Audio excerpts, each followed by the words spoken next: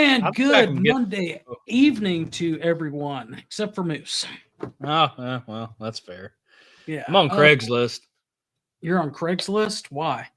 Before we get kicked off, the views and opinions expressed in this broadcast are not necessarily those of the SCV, GC, nor any Division Brigade camps or other subsidiaries, strictly those of us who are expressing them. And I hope everybody had a blessed and happy Easter with their families. I know I did, although we didn't have any deviled eggs. But yeah, we didn't feel like taking out a second loan to be able to get eggs. So, yeah, just about like that. Anyway, well, it looks like Carl is ready, so let's bring him on. Everybody, Carl. Howdy. It's the best introduction Harrison could come up with there, Carl. Fiber channel. Kind of like your acceptance speech a couple of years ago. Thank you. Thank you. Anyway, we're so happy to have you on, and tonight we've got a little bit of it's kind of a current events thing. That's something that we haven't covered, and I'm going to talk about the events, and Carl's going to be able to jump in. I gave him a little bit of a heads up before the show kicked off, and I just said, you'll figure out something to say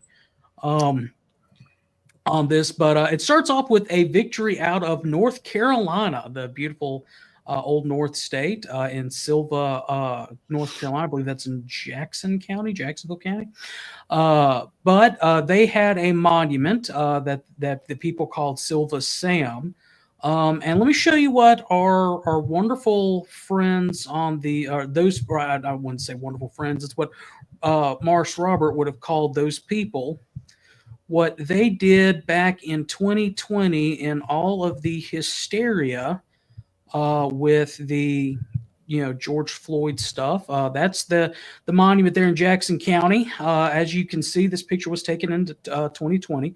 The first picture showed how they affixed these metal pieces of metal all over. I don't know if you can see my cursor or not, but all over the all over the monument. And the county, the county then, So that's it far away, and then this is it up close, because they said that the monument harkened back to the Jim Crow era and all the normal stuff that they say about our memorials and monuments, in some cases headstone to our Confederate dead. And as you can see here a little bit closer up, how they just put pieces of metal on it and then screwed those together because it would offend somebody or hurt somebody's feelings. But in 2001, they decided to put those on top of the Confederate Memorial there in town, and completely rebranded it and completely contextualized it.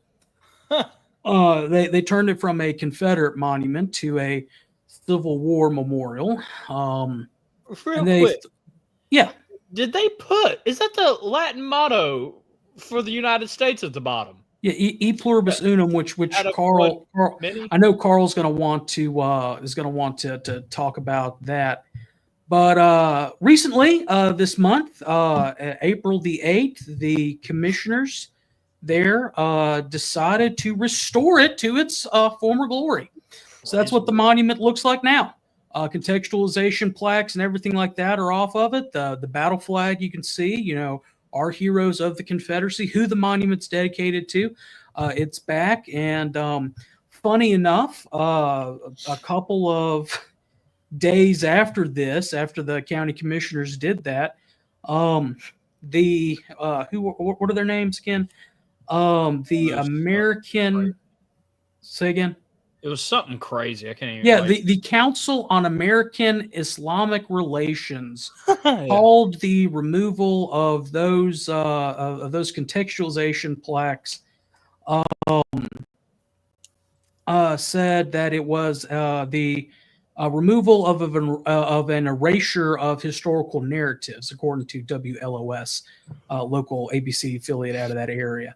But for us, as we know, it is a huge victory, one that's not been picked up by the national news, but it's something that we need to talk about. I'm gonna bring this one back up. And Carl, what's your thought on the E pluribus unum? It's nonsense. If I remember correctly, Lincoln is the one who introduced that or adopted it or something. I don't remember the exact history on it, but it's Latin for out of many one, which is kind of a nod to this whole idea of one American nation or one American people, which is, there's never in the history of the United States been one American people. There've always been of difference in cultures. Like we've talked about many times, the Puritans that came here were culturally different from the Scots-Irish, who were culturally different from the Cavaliers, vice versa. So, E pluribus unum, out of many one, is sort of nationalistic nonsense. But there's no basis in history why it should even be a motto, for the United States. I mean, it's like I said before, I can point to cultural differences from one county to another in some areas, so this whole idea of one American nation, indivisible, is a bunch of garbage. I mean, it's historically inaccurate. It's, fiction. So. Well, and I've always wondered, with the out of many one, and is that almost, kind of, I hate to use the term communistic, but could you say it could be interpreted that way a little bit? Well, certainly collectivist, and I would say it in some ways lends itself to the whole leftist notion of a proposition nation, which America was not. Brian McClanahan brings it up a lot, but you see all these politicians on left and right, or so-called pseudo historians, like Ty Sedgley or whatever his name is. They talk about America, the idea of America. Well, America was not an idea. What did the founder say? Let experience be our God, right? Mm-hmm. So it was an experiment for certain. And what I mean by it was an experiment. By creating a federated union, and having the power flow from the people through their states up to the general government in Washington, D.C. and Philadelphia at the time of the founding. That was a unique thing. It reversed what you typically saw in ancient times, which was, the power rolled downhill from the feudal lord or monarch or whatever the case may be. And so that was the great experiment, but America was not founded on an idea. That's that's ideologically based. All right. Ideologues tend to be separated from fact and truth. That's why the political left, not just in this country, but throughout history, they don't create anything. They destroy things. That's all they do, because all they have is ideas, not experience showing that any of their ideas work. Yeah, and I found it kind of ironic that the Council on American Islamic Relations, who shouldn't have a dog in this fight to begin with, but that they're aligned themselves with the left.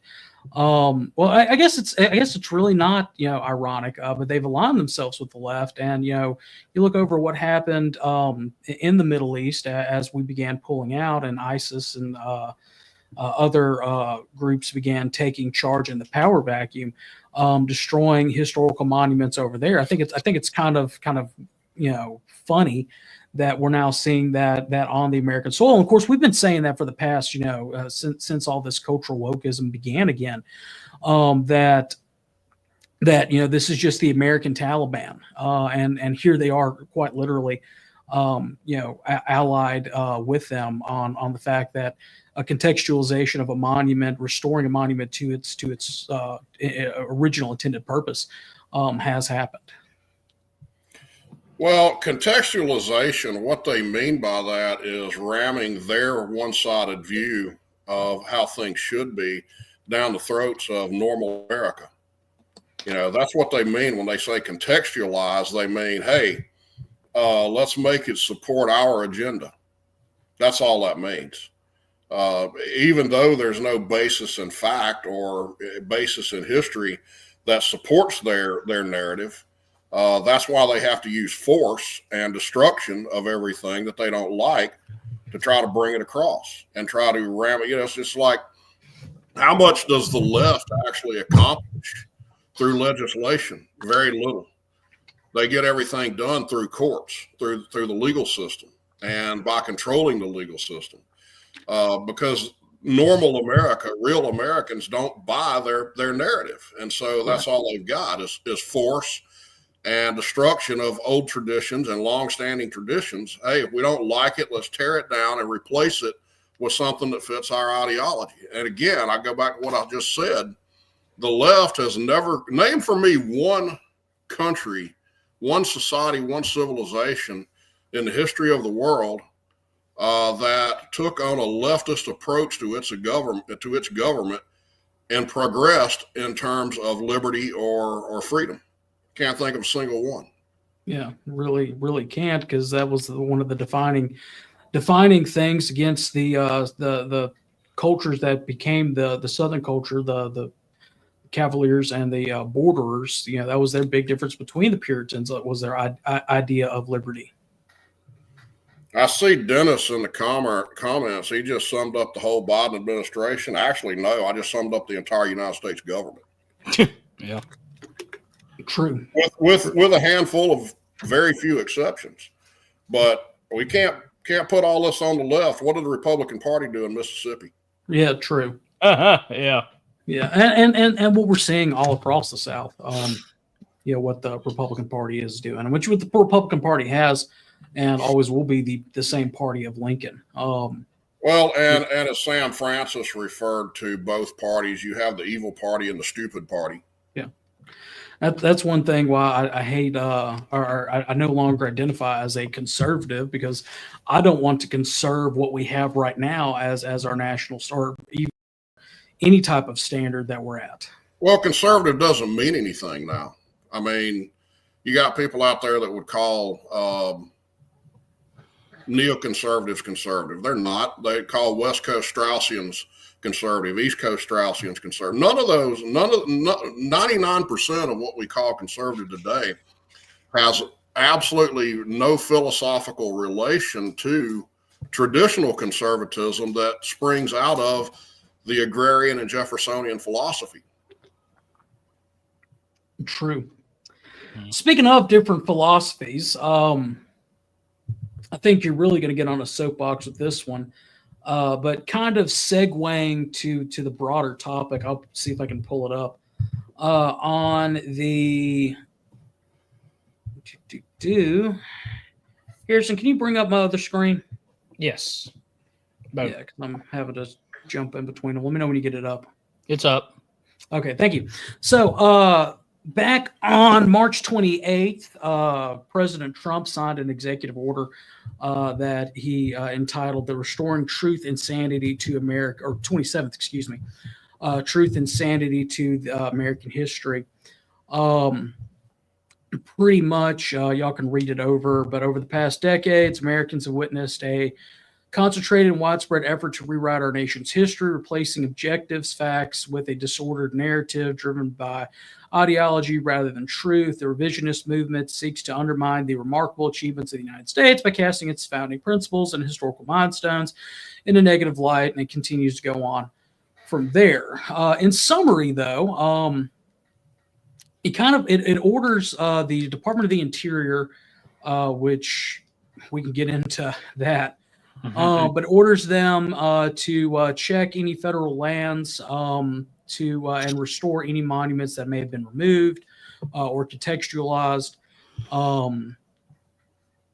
since 2020. Roughly since 2020, roughly 200 Confederate symbols have been removed, but most of them were on state and local land, not federal land.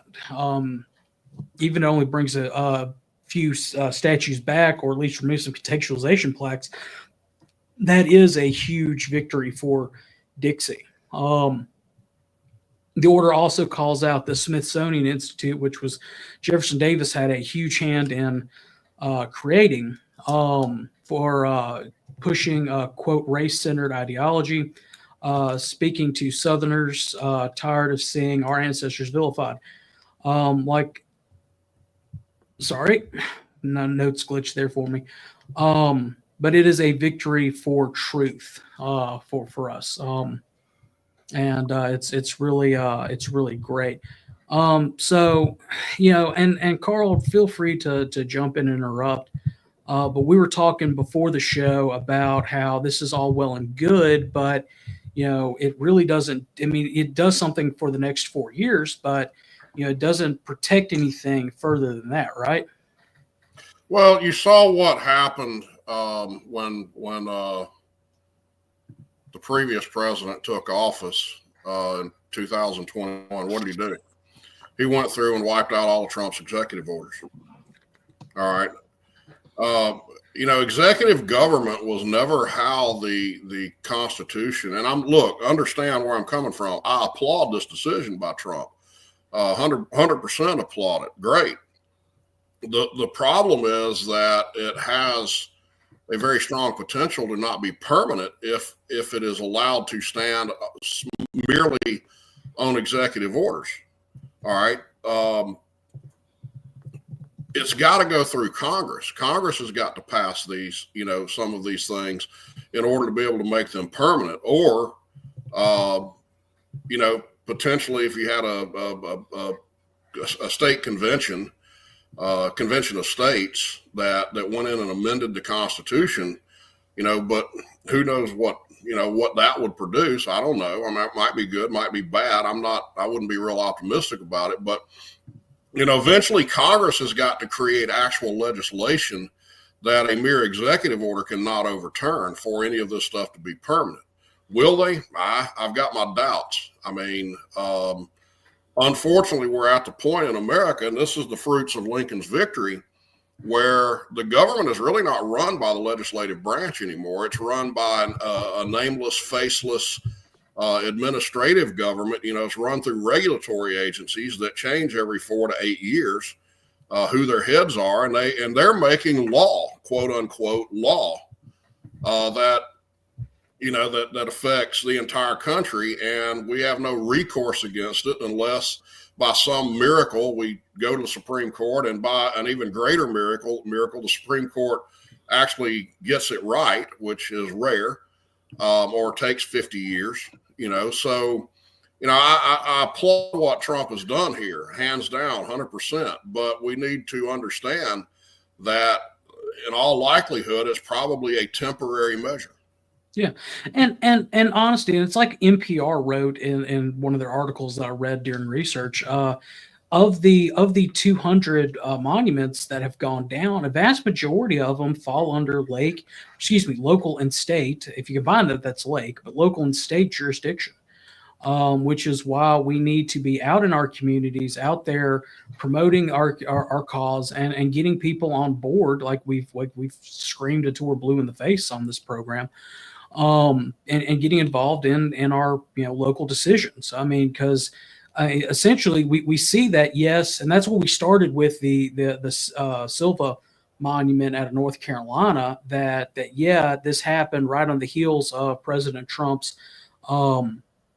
executive order, days afterwards, which is again great that it happened.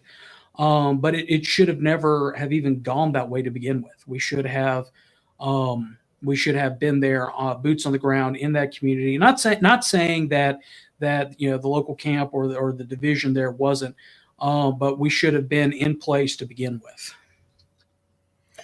Yeah, well, eventually, and I see signs of this happening, which frankly I'm stunned, honestly, at some of the things that I'm seeing going on, some of the conversations that have at least emerged to some level, even from the left. You know, my journey into where I am today, because I grew up a nationalist, you know, Republican Party all the way, like most of us did. And, you know, whatever the Republican candidate said, oh, that was gold. And then, you know, somewhere along the lines in the late 1990s, I began studying and getting more interested in the founding fathers and what they believed. And,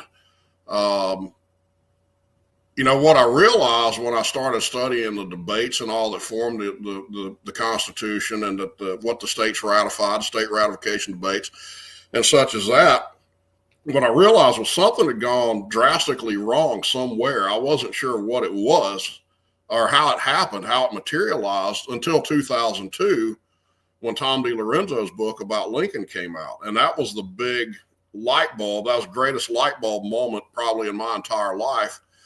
I realized that was where America had gone off the rails. And what I'm getting at is, to me, in the late 90s, early 2000s, when I discovered the concept of state interposition and nullification and state sovereignty and the 10th Amendment and all these things, it just made so much sense to me what the framers and ratifiers of the Constitution intended. And that was to give a handful of very, you know, distinct enumerated powers, very specific enumerated powers to a general government, not a central government, not a national government, but not even really a federal government, but a general government, and then reserve all other powers unto themselves. And the states, as the creators, were, you know, did not create a creation that was more powerful than themselves.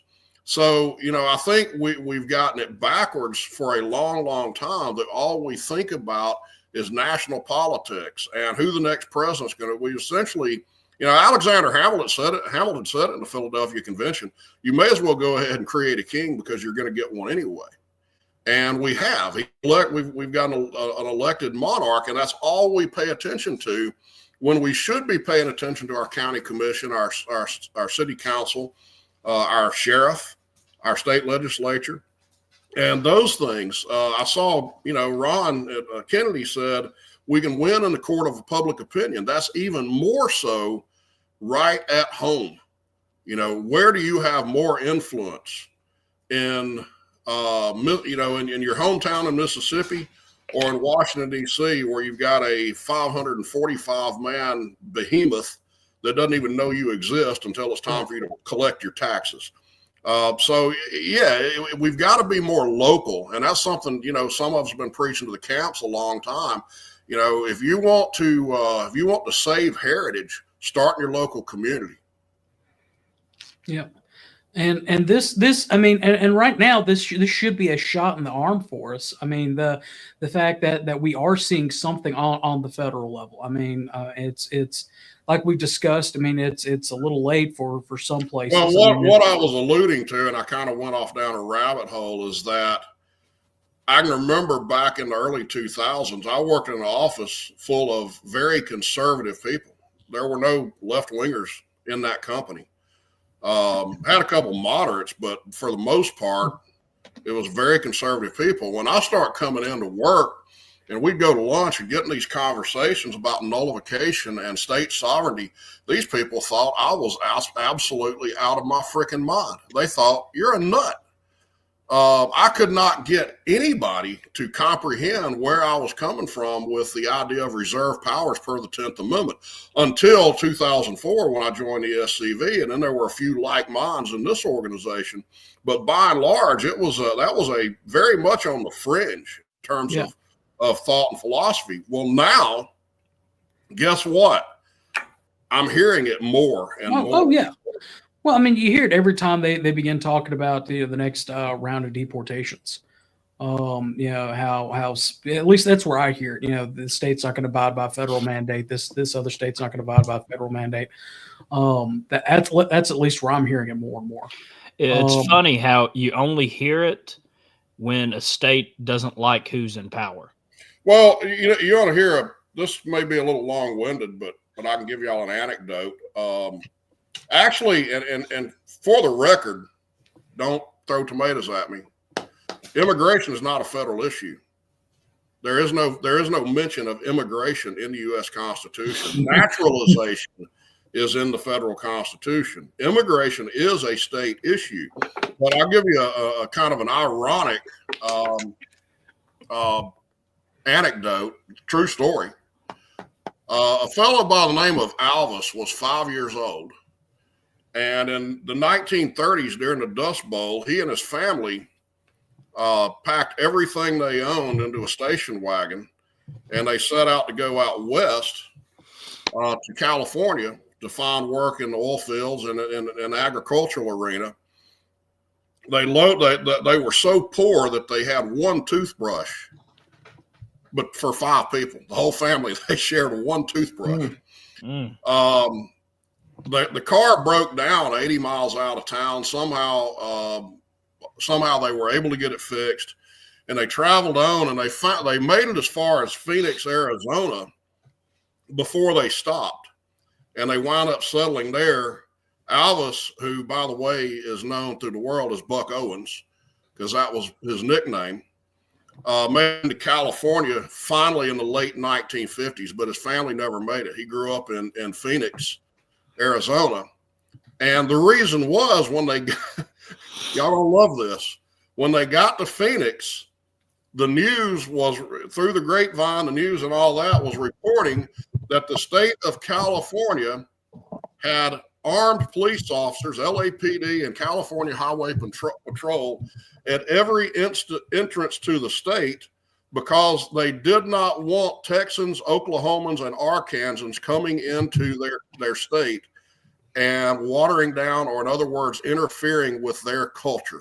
Can we do that, Mrs. So today, California will let anybody from anywhere come in, but in 1933, they would not let Buck Owens in. Well, between that and the fact that there's historical precedent for it, and with Brian's idea of a Yankee tax, I think we just solved 90% of Dixie's problems. A Yankee tax would be phenomenal. Well, I've had an idea. If I ever ran for office in Alabama, I was going to propose legislation that you had to live here. If you came from north of the Mason-Dixon line, you had to live here from a minimum of 125 years before you're allowed to vote. Well, hey, I would vote along with you, Carl. Yeah, that well, from my views and opinions, here we go. There's a certain group that would keep those 125-year-olds voting. But hey, you're right, yeah.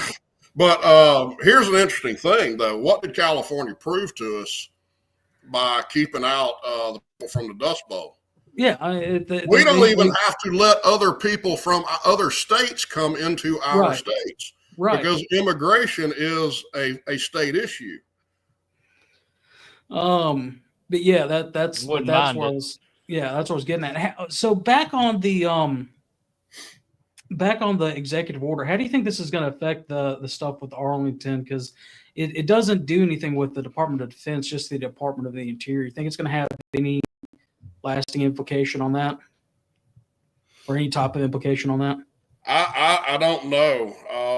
I mean, I wish I could, prognosticate, on that, but I really don't have any idea. I know there's a lot of us, we have hopes that the Arlington Monument will be restored, and maybe it will, but in my opinion, it's kind of like, throw some feathers up in the air and see which way the wind blows. Who knows? Yeah. Whether that's going to happen or not. Yeah, but what I was getting at is that we should, even though this is happening on the national level. I remember I was originally going. I just was scrolling through my talking points. Even though that this executive order is on the national level, and it's not gonna be a sweeping fix for everything. It doesn't affect your local county if your county monument has been, or memorial has been moved, relocated, recontextualized, something like that. It's not going to affect it, but it should be a shot in your arm saying that, we've got support on high, granted, for what good it does.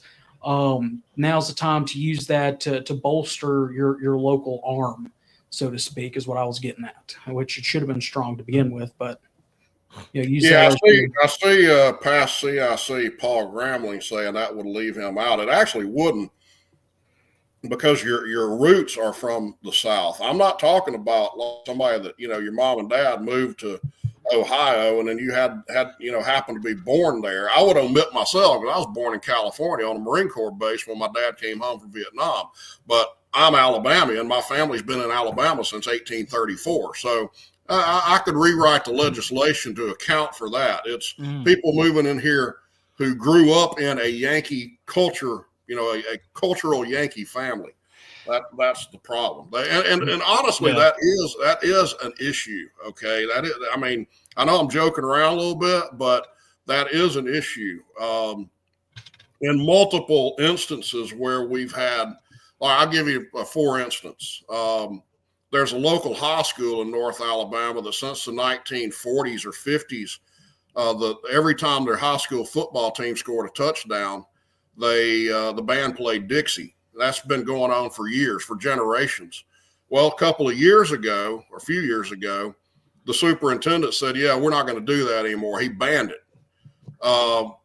Some of our guys got to looking into it. Take a wild guess where that superintendent was from. Connecticut. Kansas. Oh, so we've had a multitude of instances where monuments have come down or things like that have occurred where you had city council members that were not even from the state that they were, holding office in. And so, that's happened. And it continues to happen, and it's like, I mentioned to you the other day, Connor, Rollins Lowndes from South Carolina, he was, he said he brought up in the South Carolina ratifying convention, he alluded to, he didn't come quite right out and say it, but it's pretty heavily implied that, the Yankee culture, it is in their DNA to dominate and control everything that they get their hands on. That's why you've got senators and House representative members from places like Virginia that were born in, Indiana, Illinois, Minnesota, somewhere like, I think Tim Kaine or whatever his name is from Minnesota, but he's a senator from Virginia. Yeah. All right. How are they representing my values when they're of a totally different culture than I'm from? So yeah, immigration's an issue on more than one front. Yeah. Yeah, it is. You know what? I'm just going to keep this here for this episode. Just keep that there. Let's just go where the conversation takes us.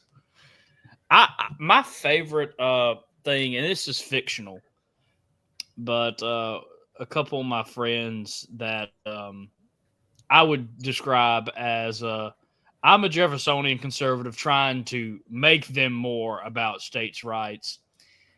And we were watching the show, and the guy in the show is like, I want a 30% tax increase on people who weren't born here. That's how we'll get all these people out. And a couple of them started saying, I think that'd be a good idea. And I was like, I couldn't agree more. Let's get all the Yankees out. I mean, look, I want to clarify, Yankee's not a geographical term. There's some good people that moved down here. I mean, my grandmother was from Adams County, Ohio. She called herself a Yankee. And when I got to studying the issue, I was like, you're actually not a Yankee. You're a Northern. There's a difference. And when you look back in her family tree, one of the things that stood out to me was my grandmother. She cooked fried chicken and cornbread and collard greens. And I remember her telling me her mom always talked about how much my grandmother loved greens. She said she'd eat grass if I'd cook it for her. Well, that was kind of a hint, Yankees, New Englanders, that's not what they ate. They They didn't eat fried chicken and collard greens and cornbread. That was they ate boiled crap.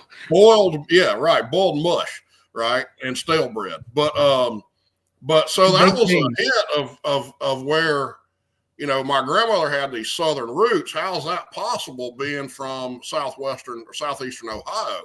Well, when you looked into her family tree, guess where those ancestors came from? They came out of North Carolina and Virginia. So there were a lot of Southerners that moved into places like Ohio, Indiana, Illinois. These were the Southerners, you know, they came out, these are the Southern backcountry folks that came in and civilized the state, made it safe. And then the Yankees moved in there and congregated in big cities like Cleveland and Chicago and places like that. But they came in after the Southerners had made it safe for them to do so. So in places like the Midwest, that's why on the red state, blue state map, you see a lot of red in Midwestern states. That's going to be your Southern influence in terms of population that moved into those areas. And some of them, you know, they moved down here and they don't want to come down here and change things. They moved in here. They moved here because they like it. I've met several of these people that they like the weather down here, but they also, I had one of them tell me, he said, you know, I moved down here to Michigan, and there's a lot of cultural similarities between Southerners and a lot of people from backcountry Michigan, even to this day as well. But he said, you know, I moved down here. He said, you know, the biggest difference that I've noticed between people in the South and people up north is how in touch with your history you are. He said, you guys revere your history up down here. He said, up there, we didn't ever talk about history. Yeah. Well, and it's just like at the Alabama conference a couple weekends ago, I mentioned the difference between, you know, we're talking about the geographical and cultural differences. My roommate from Michigan, talking about Michigan, how he's like you just described your grandmother. He's a Northerner, but he's not a Yankee. But I've got a second cousin that I call Uncle Betty, who is a, you know, she by culture, she has chosen to be a Yankee. Yeah. Well, that a lot of times you see it, you know, that's I think the Yankee influence in our education system and in the news media and in the entertainment industry. But, you know, you take a kid that was not raised in a family that had any grounding in terms of history or didn't pay much attention to politics. And so this kid's just sort of indifferent to all of it. And then you stick him in or her into a left-wing run academy like a university. And that's ripe, fertile ground for that ideology to be stuck into their minds. Or you get somebody that maybe for whatever reason, maybe it's genetic, DNA, whatever, I don't know, but they tend to or prefer to think with their emotions rather than with their brain. And you can sway those people any which way because they don't have any core beliefs. You know, it's all about what feels good. Oh, this makes me feel so good that I started this government program that is going to create dependency. You know, they're not going to see the after effects or the long-term effects of anything. Yeah. It's just what makes me feel good in the moment. Right. And that pretty much sums up how liberal culture, which stems from Puritan culture, Yankee culture, that's how they do things. And it's why we're not compatible. And never will be. Right. Yeah. I don't know if I want to open this can of worms or not. Let's do it. Let's just go after it. We can just make Carl talk on it. No, I'm not gonna open this can of worms on him tonight. Is it because we only got 20 minutes left for an hour-long conversation? Yeah, well, Carl could probably wrap up how he feels about the new tariff policies pretty easily. Go ahead, Carl. What do you think about the tariff policy? I'm in wait and see mode. I think I understand what the president's trying to do. I think he's trying to use it as a weapon / inspiration to try to get other countries to bring their tariffs down, so that we can sell more goods overseas. If it works, it will be a great thing. But like Thomas Sowell said, I think that if it's got to be a temporary measure aimed at that purpose. If it's permanent, it's probably going to do more damage than it would good. So I agree with Thomas Sowell on that. But like I said, I'm in wait and see mode. I try not to, jump out there and just slam everything Trump's doing. Even though, I am way to the right of philosophically of pretty much any president that we've had since Grover Cleveland. and by the right, I don't mean necessarily on social issues and things of that nature. I mean in terms of the role of government. What is the role of government? But I don't know if this will work. As a general rule, I'm not a fan of any type of protectionism. Tariffs that protect one segment of the economy generally tend to damage other sectors of the economy. The fact that these are on foreign countries, it's going to have that effect, probably across the board. But let's see what happens if other countries jump on board, and I think some will, some won't. And as long as they're temporary and for that purpose, I'm willing to give Trump the benefit of the doubt. If the economy is tanking a year from now and none of these foreign tariffs against our products have been repealed, all right, I'm not going to be quite as generous about it at that time. Yeah. I just, I've been trying to do research on it between, because, we know, just as, we've talked about it, the economic impact of the time, in the antebellum period, and the tariffs that were passed there for northern industry. I was just, I'm trying to do research on how it lines up. Granted, I know that we're not in the same society we were, in the 1840s. And I'm just wondering how it's going to affect this, the South that we're living in now. And like you said, it's TBD. But I was just trying to gauge your opinion on that. Between all of the regulatory agencies and between, with fiat currency and a declining dollar value and all the other crap that government has piled on top of that for the last 160 years, we may be in a situation where we have no choice but protectionism because it's the only thing keeping us from having a complete collapse. I don't think the average person realizes the depths. I don't even realize it. I'm not an economist. I don't, I just, kind of dabble in it a little bit. I have a basic comprehension of how economics works, but I don't think that the average American has any concept or any idea how deeply into the hole we are. And it's, there've been two ages of American government. There was the Jeffersonian age, which lasted from 1776, 1787, you could say, up until 1860. And in 1860 and 61, the Lincoln age began. And we started down the path of the last final years of Rome at that, in the Jefferson. We have never come out of the out of the Lincolnian era. What did Lincoln's victory bring to us? It brought the progressive movement. Lincoln was a progressive. He was a leftist. It brought us an entire century of unending war to prop up the military-industrial complex. It brought to us legalized monopolies created through regulatory fiat by unconstitutional regulatory agencies that have no authority to even exist under the federal Constitution.